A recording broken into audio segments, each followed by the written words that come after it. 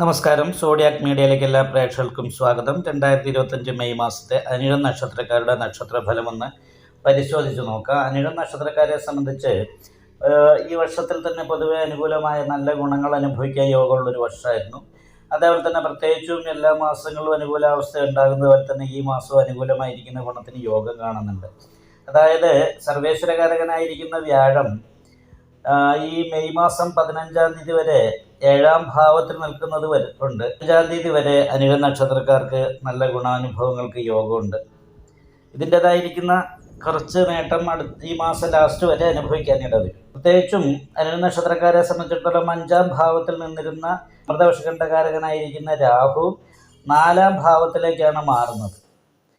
അതേപോലെ തന്നെ ലാഭസ്ഥാനത്ത് നിന്നിരുന്ന കേതു 10-ാം ഭാവത്തിലേക്ക് മാറുന്നുണ്ട്. അപ്പോൾ തൊഴിലിനിടയ്ക്ക് ചെറിയ മുടക്കങ്ങൾ വരാൻ സാധ്യതയുണ്ട് ഈ മെയ് 15-ന് ശേഷം. അതേപോലെ തന്നെ വീട് വിട്ട് നിൽക്കുക, അന്യദേശത്ത് താമസിക്കുക, ഇങ്ങനെയുള്ള കാര്യങ്ങൾക്ക് വീട് മാറ്റത്തിന് യോഗമുണ്ട്. വിസ്തൃത ഗുണം എന്ന് പറയുന്നൊരു യോഗമുണ്ട്. കാരണം അഷ്ടമാധിപതിയായിട്ടാണ് 6-ൽ ബുധൻ നിൽക്കുന്നത്. അപ്പോൾ സുഹൃത്തുക്കൾ, സഹോദര സ്ഥാനത്തുള്ള വ്യക്തികളുടെ അപ്രീതി പോലെയുള്ള ചിലപ്പോൾ കാര്യങ്ങൾ സഹപ്രവർത്തകരുടെ ഭാഗത്തു നിന്നും പ്രതീക്ഷിക്കാത്ത രീതിയിലുള്ള പെരുമാറ്റം, ഇങ്ങനെയുള്ള കുറച്ച് വിഷമങ്ങളൊക്കെ അനുഭവത്തിൽ വരാനുള്ള സാധ്യതയുള്ളത് കൊണ്ട് ശ്രദ്ധിക്കണം. ലഗ്നാധിപതിക്ക് നീചാവസ്ഥയാണ്. അപ്പം നീചസ്ഥിതി രിപുനി പീഡനതോ അന്യദേശീയനെന്ന്. അപ്പം ലഗ്നാധിപതി ബലഹീനനായി നിൽക്കുന്നത് കാരണം കൊണ്ട് ഒരു സ്ഥാനചലനം പോലെയുള്ള കാര്യങ്ങൾ ഉണ്ടാകാനും അത് കുറച്ച് മാനസികമായിട്ടൊക്കെ നമുക്കതിനോട് മിങ്കിൾ ചെയ്ത് പോകാനുള്ള ബുദ്ധിമുട്ടുണ്ടാകാനും ഒക്കെ സാധ്യതയുള്ളൊരു സമയമാണ്. അപ്പോൾ തറവാട് സ്വത്തിൻ്റെ കാരകത്വം ശരിക്കായത് കാരണം ശനി നിവർത്തി സ്ഥാനാധിപതിയോട് യോഗം ചെയ്തിട്ട് നിൽക്കുന്നു എന്ന് പറയുന്നൊരു ഗുണമുള്ളത് കാരണം കൊണ്ടും നിവർത്തി സ്ഥാനത്ത് സൂര്യൻ നിൽക്കുന്നതാണ് കൊണ്ടും പിതൃസ്ഥാനീയരായിരിക്കുന്ന വ്യക്തികളുടെ ഭാഗത്തു നിന്നുള്ള നല്ല അനുകൂലമായിരിക്കുന്ന നിലപാടുകൾ, സഹായങ്ങളൊക്കെ കിട്ടാനായിട്ട് യോഗം കാണുന്നുണ്ട്. പക്ഷെ എന്നാലും ആഗ്നേയഗ്രഹമായിരിക്കുന്ന സൂര്യൻ നിൽക്കുന്നത് 7-ാം ഭാവത്തിലാണ് 15-ാം തീയതിക്ക് ശേഷം. 7-ാം ഭാവത്തിൽ നിൽക്കുന്ന ഈ സൂര്യൻ ദാമ്പത്യ സംബന്ധമായിട്ടുള്ള കുറച്ച് പ്രതിസന്ധികൾ ഉണ്ടാക്കാനുള്ള സാധ്യതയുണ്ട്. പക്ഷേ വിവാഹം നടക്കാത്തവർക്ക് വിവാഹം നടക്കാൻ യോഗമുണ്ട്. പുതിയ പ്രേമബന്ധങ്ങളിൽ ഏർപ്പെടാനുള്ള യോഗമുള്ള സമയമാണ്. പക്ഷെ ദാമ്പത്യ സംബന്ധമായിട്ട് നോക്കുന്ന സമയത്ത് തൊഴിലുമായിട്ട് ബന്ധപ്പെട്ട മേഖലയിലുള്ള വിഷയങ്ങൾ മുഖാന്തരം ദാമ്പത്യത്തിലും ചെറിയ പ്രതിസന്ധികളൊക്കെ ഉണ്ടാകാൻ സാധ്യതയുള്ളത് കൊണ്ട് ശിവക്ഷേത്രത്തിൽ ശംഖാഭിഷേകം, നെയ്വിളക്ക്, ലളിതാ സഹസ്രനാമാർച്ചന മുതലായിട്ടുള്ള കാര്യങ്ങളൊക്കെ ചെയ്യണം. 15-ാം തീയതിക്ക് ശേഷം അഷ്ടമത്തിലേക്കാണ് വ്യാഴം മാറുന്നത്. അഷ്ടമി ഹരദോബാലി എന്ന് പറയുന്നൊരു യോഗമാണ്.